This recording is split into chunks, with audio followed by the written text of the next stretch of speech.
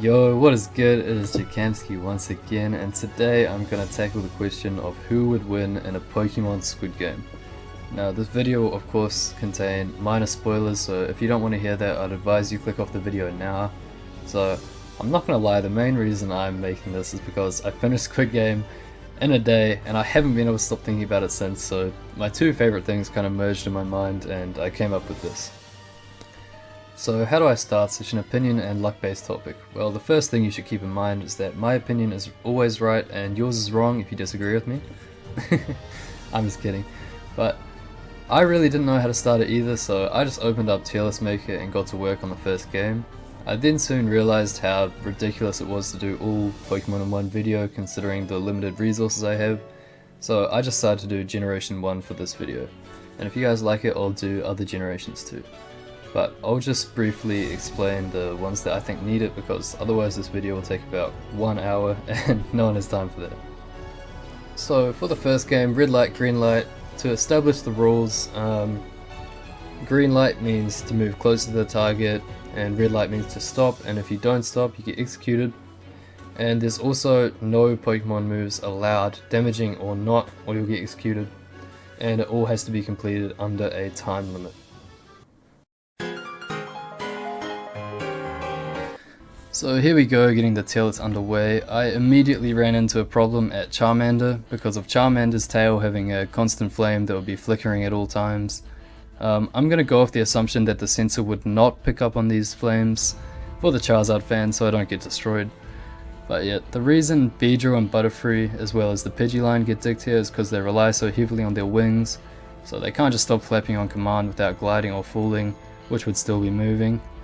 And yes, Pharaoh and Spearow were meant to be eliminated, but don't worry, I fixed it for later rounds. Jigglypuff and Clefairy I think would just get toppled over. The Bellsprout line have a distinct lack of legs apart from Bellsprout, but he's Bellsprout, man, he's going to be in some soup one way or the other. And with the water types, I considered making there be a water lane so that they wouldn't all get annihilated. But then I realized, nah, this is a Squid Game, it doesn't care about your feelings, this shit's brutal, so unlucky water dudes.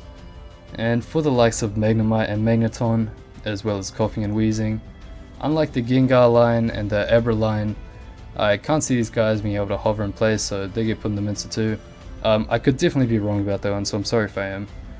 But as for why the legendary birds got to survive, whereas the likes of Pidgey didn't, they're legendary, man, I'm sure they'll find a way to make it there on their chicken legs rather than flying.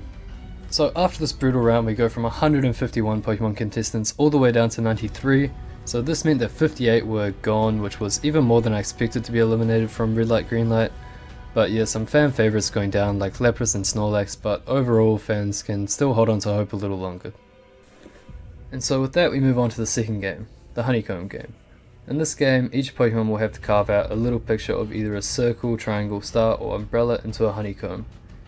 And I actually figured out that a lot of these Pokemon just get executed here, so for the sake of the video, we're going to assume that every Pokemon gets the same task of a circle, and once again, no use of moves. And immediately, I'm so sorry, Bulbasaur dies. Couldn't be helped. But I actually thought that Charmander was going to be gone too before I remembered in the show one of the key tools for this game was a lighter that was snuck in to burn through the honeycomb. So Charmander pretty much has a built-in lighter on his tail, so it's pretty free for him. And Abra hasn't yet wielded the all-powerful spoon, so I decided to send him to the bin. And Dojo and Dotrio have the power of teamwork on their side, which, if anime has taught me anything, it's the third most powerful thing in the world behind friendship and anime boobs. And Lickitung is literally made for this challenge. If you haven't noticed yet, there's a bit of a trend going with Pokemon with fingers and hands making it through, but yeah, it can't really be helped.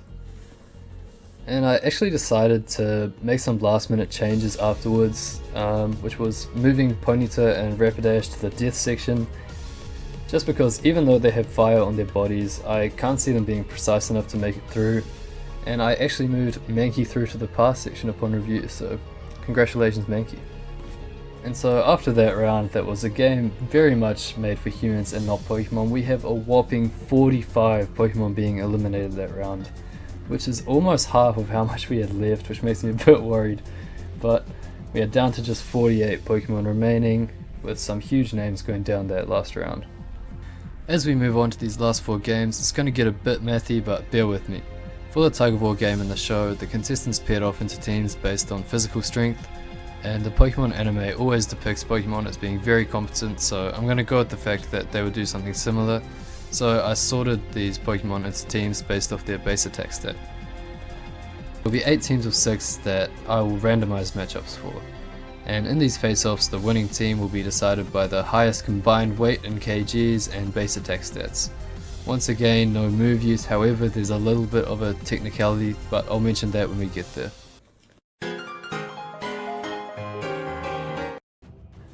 And so here are the teams after being sorted by base attack. The first team looks absolutely monstrous and I can't see them being stopped by a single other team, whereas Team 7 looks like it will get stomped against absolutely everyone.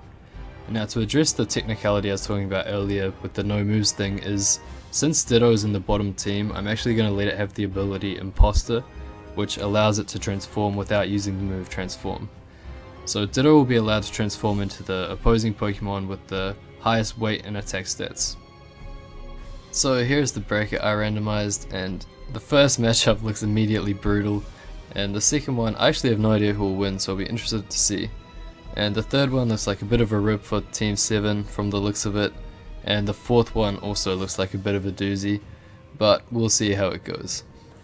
So first up we have Team 1 versus Team 8. Now this is just mean, man, putting the highest weight and attack versus the lowest, but it was randomized, I swear, and it's of course Team 1 that takes the victory here with a total of 1359.3 versus 772.8, making my imposter saving grace pretty much useless.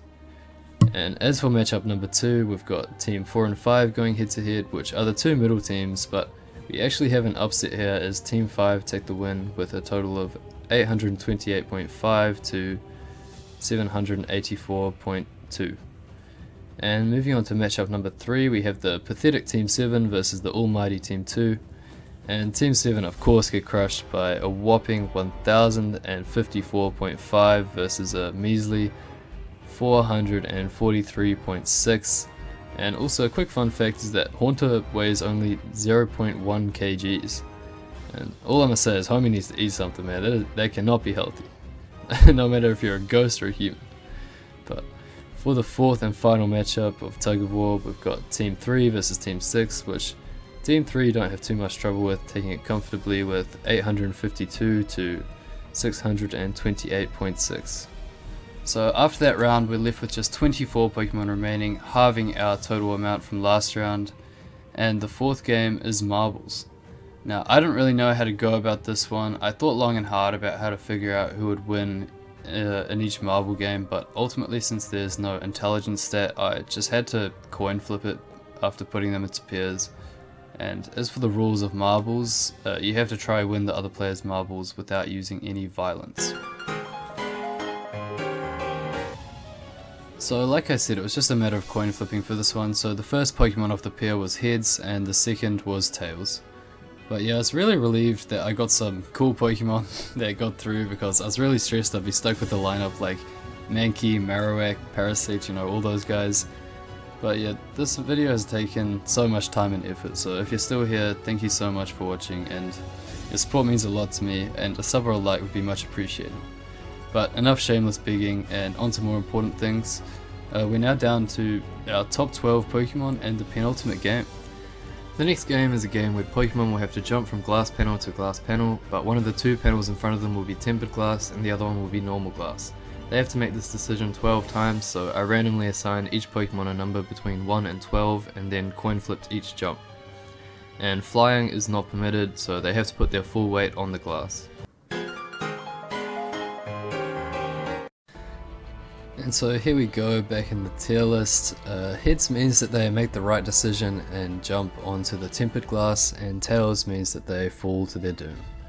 And a pretty awful start as Magmar instantly dies, and a huge rip for Blastoise as well. But yeah man, this game is brutal, taking out Pokemon after Pokemon relentlessly, and even the last legendary bird being taken out. Rest in peace Moltres. But Yeah, so we're left with our top 3, so congratulations top 3, Mewtwo, Machoke and Charizard.